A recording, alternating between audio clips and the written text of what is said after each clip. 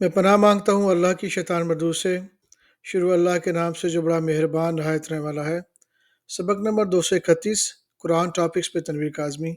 طلاق، کیا ہم طلاق یافتہ عورتوں سے شادی کر سکتے ہیں؟ سورہ البقرہ نمبر 2 آیت نمبر 231 سے 232۔ اور جب تم عورتوں کو طلاق دے چکو اور ان کی عدت پوری ہو جائے تو انہیں یا تو حسن سلوک سے نکاح میں رہنے دو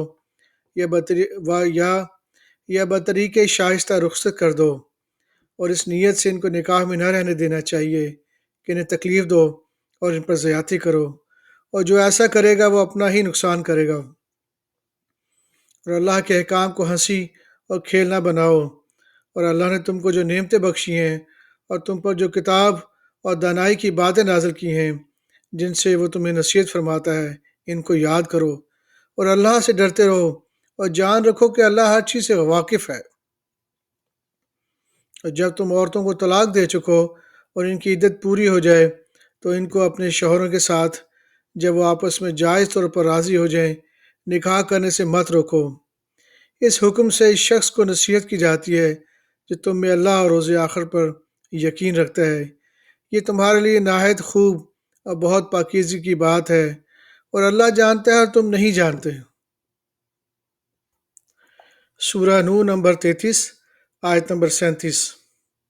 اور جب تم اس شخص سے جس پر اللہ نے احسان کیا تھا اور تم نے بھی احسان کیا تھا یہ کہتے تھے کہ اپنی بیوی کو اپنے پاس رہنے دے اور اللہ سے ڈرو، اور تم اپنے دل میں وہ بات چھپا رہے تھے جس کو اللہ ظاہر کرنے والا تھا، اور تم لوگوں سے ڈرتے تھے حالانکہ اللہ ہی اس کا زیادہ مستحق ہے کہ اس سے ڈرا جائے۔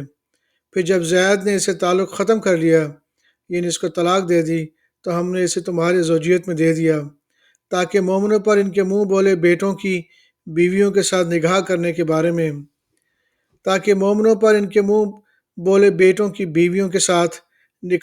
کے بارے میں جب وہ ان سے اپنا تعلق ختم کر لیں یعنی طلاق دیں تو کچھ تنگی نہ رہے، اور اللہ کا حکم واقع ہو کر رہنے والا تھا۔ صدق اللہ العظیم۔